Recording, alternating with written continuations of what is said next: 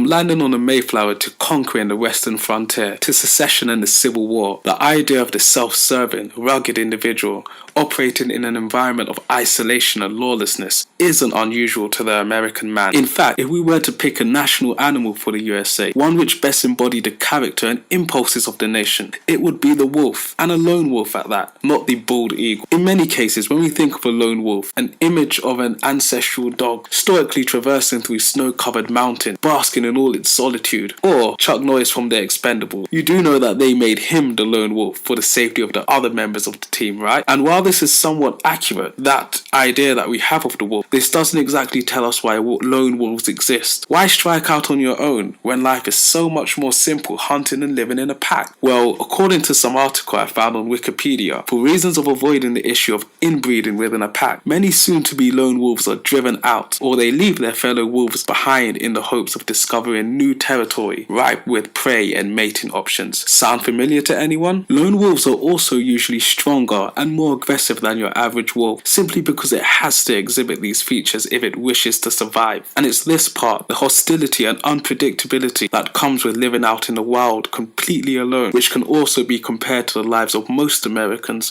throughout most of the country's history. Whether it's those of the excluded, or those of the lot who embarked on a new life further west, or the slavers, or the fact that the USA, by many standards, has always had a relatively significant rural population. Much of the country has, at one point or another, found itself operating in a space where there hasn't been much by way of definitive, present, and extensive central institution and general order in place. And historically speaking, these have been the places where lawlessness and violence have best prevailed. In other words, for better or for worse, in the land of the free, you are on your own. Therefore, in such an atomistic society, where when you wake up in the morning you hope that you have yourself a gun, can anyone truly be mystified by the violence readily displayed throughout the nation at an individual level? In the more densely populated and urbanized regions of the world, where civilization and order is more likely to rise to the fore, matters of conflict would probably be addressed with the help of the police, local courts, and the community. But for most of the US's history, a number of different factors point to such ways of resolving conflict not truly taking hold. Government imposed a tax that you don't like? Why bother with lobbying? Shoot them.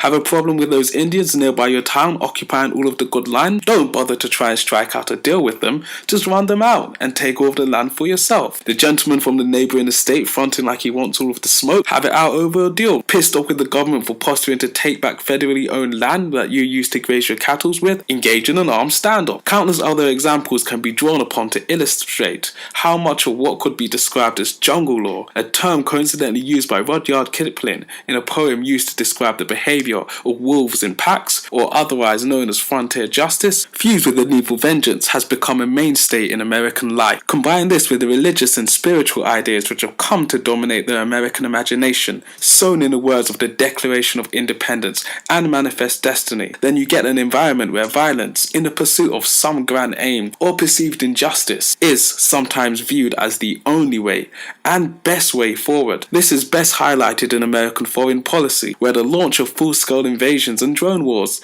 on faraway, arguably non-provoking lands are carried out in the name of protecting democracy and national security. Thus, how is it that we can be shocked whenever we witness this behaviour on a smaller scale in the form of general gun violence or mass shootings? It's simply a microcosm of a form of violence which seems to be uniquely American. Many of the mass shooters and terrorists in your Oklahoma bombers, Columbine shooters, Dylan Reeves, Song Hui Cho's, Elliot Rogers, Joe Stacks, perform these despicable acts of violence under the guise of retribution. And perhaps the reason why this is so is because American culture, through its told and untold tales of the Wild West, countless rebellions and insurrections, and its blockbuster films and popular literature, has enshrined a manner of justice where the individual, the lone wolf, takes justice and in turn their fate and that of others into their own hands.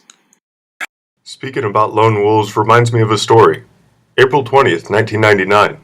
A day that will never be forgot for people living in the suburbs of Columbine, Colorado. And for my mom as well. The Columbine High School shooting was the most deadly school shooting in U.S. history until Sandy Hook 13 years later. And my sister and I were just 10 miles down the road from it at our elementary school.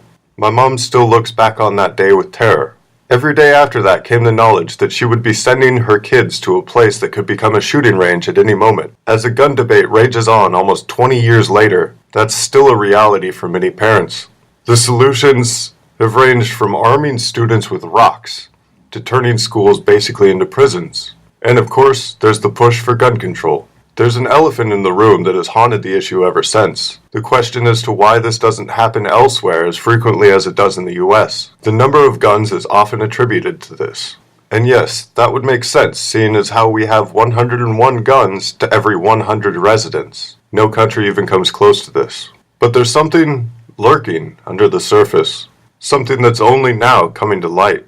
America's connection to violence. The US has taken how it uses violence to a new level. Since its creation, there have only been 21 years of peace. This includes against itself, such as with the Civil War, its citizens, such as rebellions and union busting, and with other countries, either explicitly, like with Iraq, or secretly, like recently in Africa. During this time, we have assassinated world leaders to achieve our goals, used the IMF and the World Bank to put developing countries into the pockets of American banks, and massacred and marginalized our country's native population under the guise of God's will. What this does to our young Americans is tells them violence is the solution. Of course, this doesn't mean everyone's going to be violent, as there are many interpersonal reasons for acting a certain way. But when the underlying political environment around the person emboldens violence, it's easier to get pushed over the edge. This makes the issue much more widespread than previously thought. It is no longer as easily identified and therefore easily solved. It's not banning hip-hop or extending wait times for firearms. It's tackling systemic problems that need to be addressed by everyone. Violence is woven into our identity and exerted in every part of our life. It becomes the way we get news shoved down our throats. It becomes the way that we receive our ideologies. It is the inescapable rush of fleeting terror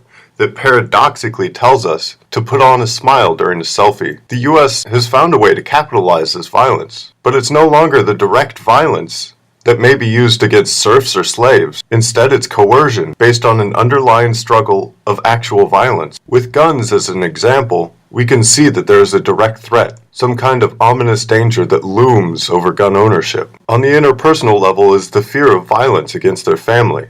On the societal level is the fear of their guns being taken away. And there are some gun owners who take that to the next level and justify their gun ownership with some global catastrophe. The way to resolve these actual fears is by taking part in the violence, by begetting more of it. You allow your fears of actual violence to play into the larger underlying violence. And by doing so, you put yourself and others at greater risk. After all, gun ownership does increase the chance of the gun owner committing suicide or homicide. Of course, this idea of underlying violence will be met with criticisms. Rest assured, guys, it'll come from both sides of the political spectrum, but it's because it's not involving one side or the other. And that reaction against ideas as being partisan is just another way that the underlying violence emerges. That if anyone says anything contrary to your party line, then you have to type out a full-fledged response in all caps. But then, can this be resolved? We might have to save that for the comments. As always, share, like, and subscribe. This has been another episode of Two Tims Talking Trash.